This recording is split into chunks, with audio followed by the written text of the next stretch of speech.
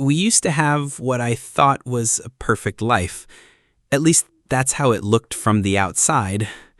I'm Andrew, 36 years old, living in the quiet suburbs of Chicago. I worked in marketing.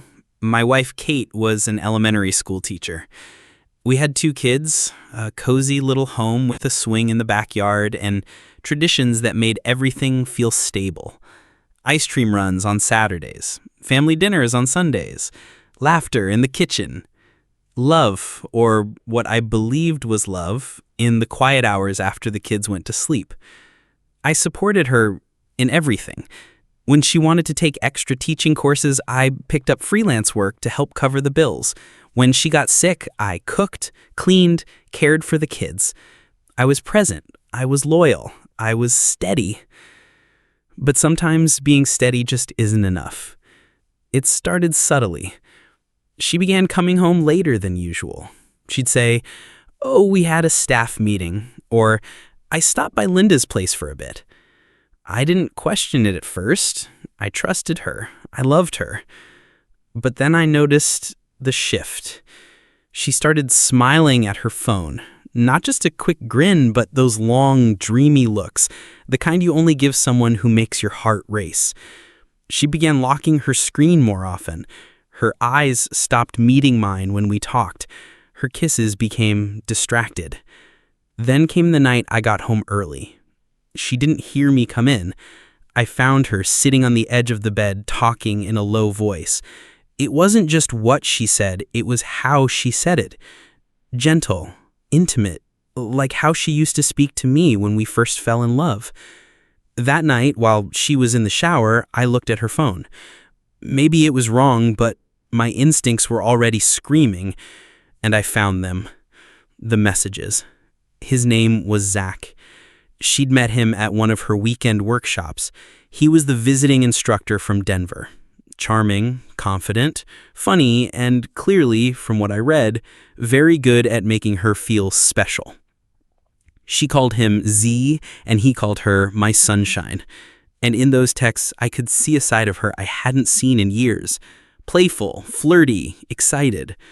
I sat there, staring at the screen, my heart pounding, while our kids giggled upstairs in their rooms, totally unaware that their family was cracking open right beneath them. I didn't confront her. Not yet. A few days later, I told her I had a late meeting. Instead, I followed her. She said she was heading to a parent-teacher event, but her car turned off onto a side road and into the parking lot of a cheap hotel. I parked across the street and waited. 10 minutes later, I saw her, stepping out of her car, brushing her hair behind her ear like she always did when she was nervous or excited. Then I saw him, Zach. They hugged, they kissed, just like that, as if I didn't exist. I sat there, frozen, hands clenched on the steering wheel, watching my marriage fall apart through a dirty windshield. I drove home that evening without turning on the radio.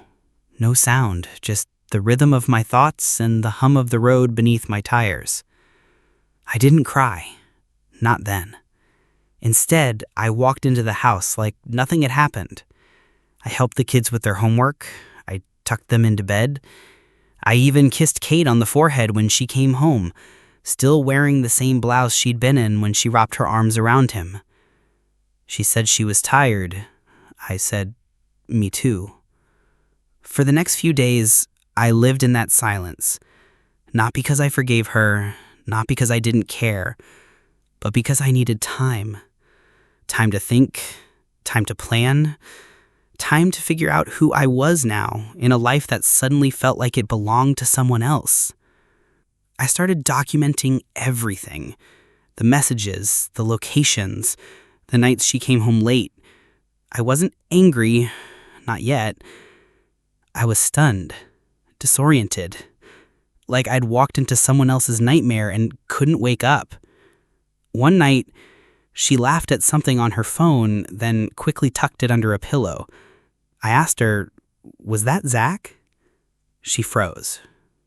The silence between us stretched for a full 10 seconds. Then she said, "What are you talking about?" I said nothing. I didn't raise my voice. I didn't accuse her. I just got up, went to the kitchen, and returned with her phone in my hand. Unlocked.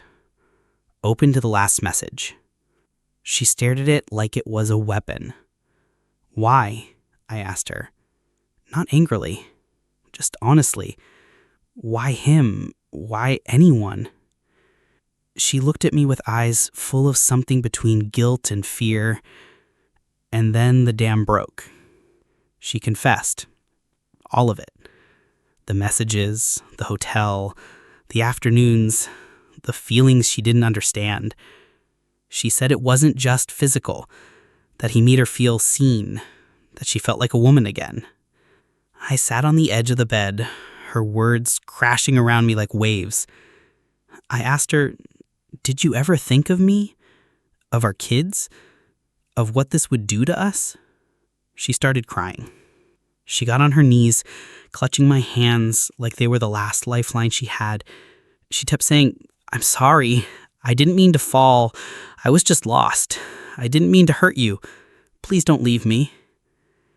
And in that moment, I felt nothing. No anger, no forgiveness, just emptiness.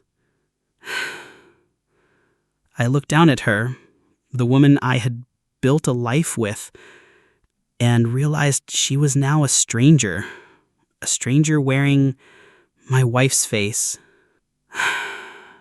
"I need air," I said. I stepped outside into the cold night, letting the chill bite into my skin, trying to feel something real. That's when my phone buzzed. It was a message from my best friend, Mark. Just 2 words.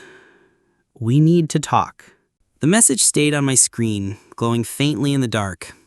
"We need to talk." From Mark. I stared at those 4 words for a long time, feeling my chest tighten. He knew. Or maybe he was part of it? I called him. He picked up after just 1 ring. "Hey," he said. His voice was low, nervous.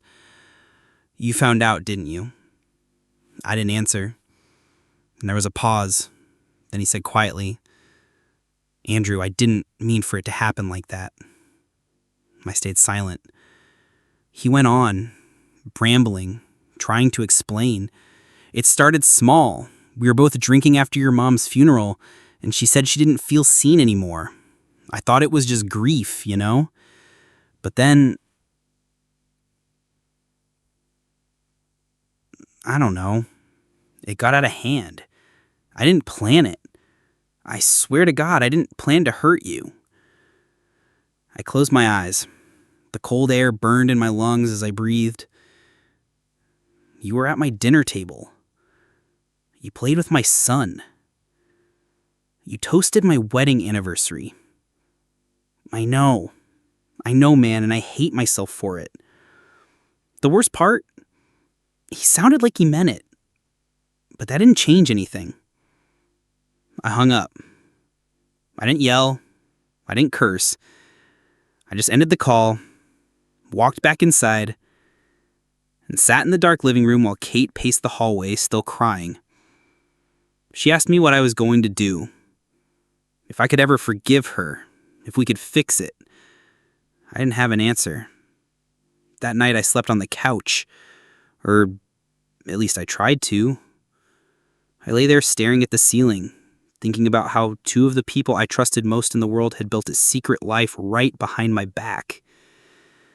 The betrayal didn't just hurt, it rewrote every memory we had together. It painted every birthday, every vacation, every "I love you" with doubt. The next morning, I called my sister and told her everything. She came and picked up the kids. Kate tried to stop me. She said, "You're tearing this family apart." Shaking, mascara smeared across her cheeks. "No," I said, calm and quiet. "You already did that. I'm just protecting what's left." And just like that, I packed a small bag, left the house, and checked into a small hotel on the edge of town. I didn't know what would come next, but I knew what wouldn't come back. the trust, the warmth, the home we had built. That was gone. Gone with the message, gone with a lie, gone with a kiss that was never meant for me.